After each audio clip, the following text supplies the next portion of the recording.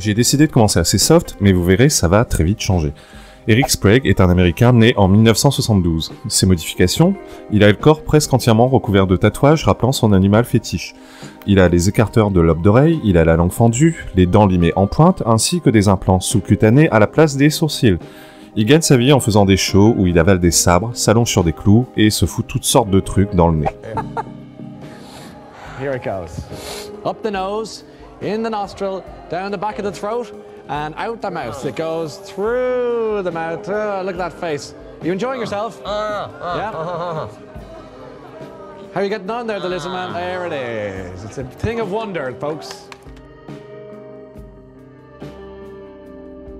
Maria José Cristerna est une Mexicaine née en 1976. C'est une femme d'affaires, avocate, tatoueuse et activiste féministe. Elle figure dans le Guinness Book des records en tant que femme la plus tatouée du monde, soit 96% de son corps. Ses modifications, elle a la langue fendue, de nombreux implants sous-cutanés, y compris sur la main. Elle a des piercings, des écarteurs de lobe d'oreille, un tatouage scléral, c'est-à-dire l'enveloppe externe du bulbe oculaire. En gros, elle a le blanc des yeux tatoué. Elle a des scarifications, elle a aussi des implants dentaires. Orc pour les intimes est un Brésilien de 41 ans. J'ai pas trouvé énormément d'informations personnelles sur le mec, si ce n'est qu'il est marié. Hoje a gente vai no mercado, né, em família, vai eu, meu esposo, nossa filha. Hoje nós vamos no mercado, né, vamos fazer umas compras que a gente... Qu'il a une fille et qu'il est fan de Warcraft, bah ouais. Pour les modifications, bah c'est un peu comme tous les autres cités au préalable. Sa particularité est qu'il s'est fait implanter des crocs énormes pour mieux coller au personnage en question de Warcraft. Une chose est sûre, si j'étais lui, j'éviterais d'aller faire de longues balades en forêt. Où ça? C'est moi. Non, c'était rien. Michel Faro Prado est un artiste tatoueur brésilien de 44 ans. Il est marié à l'artiste spécialisé dans les modifications corporelles, la femme démon. Ah, c'est original. En termes de modification corporelle, là on franchit un cap avec l'ablation de parties du corps telles que l'annulaire, le nombril, les oreilles et le nez, sachant qu'ils sont moins d'une dizaine dans le monde à s'être fait retirer le nez.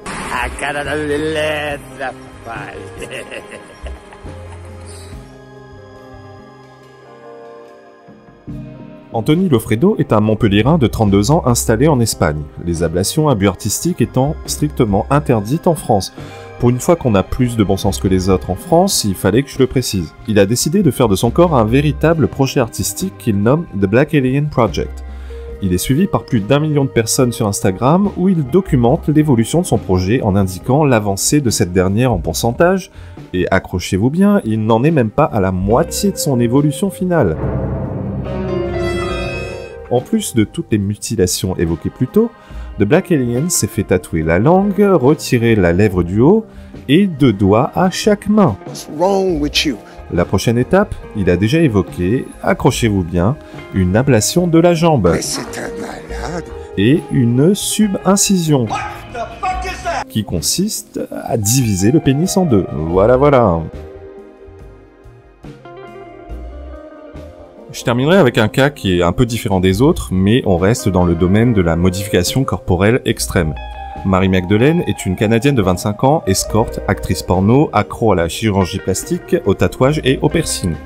Voilà, il n'y a pas grand chose à dire à part qu'elle porte plus de 10 kilos juste dans les seins, qu'elle s'est fait refaire les fesses à de très nombreuses reprises, mais surtout, elle a subi 3 chirurgies du vagin. Non, pas pour le rendre plus esthétique, mais pour avoir, je cite, le plus gros vagin du monde. Pourquoi pas? Bon, voilà, je crois que je vais m'arrêter là, parce que je pense avoir eu ma dose de ma boule pour la soirée. En tout cas, j'ai remarqué une chose, ces gens vous expliquent tous qu'ils sont bien, ils sont heureux, libres, bref, que tout va pour le mieux dans le meilleur des mondes pour eux, quoi. C'est cela, oui. Permettez-moi d'en douter, hein. Je veux bien être tolérant, tout ça, hein. Après tout, c'est leur corps et ils en font ce qu'ils veulent, je m'en contrefous. Mais voilà, qui peut croire une seule seconde que ces gens sont bien dans leur tête? Qui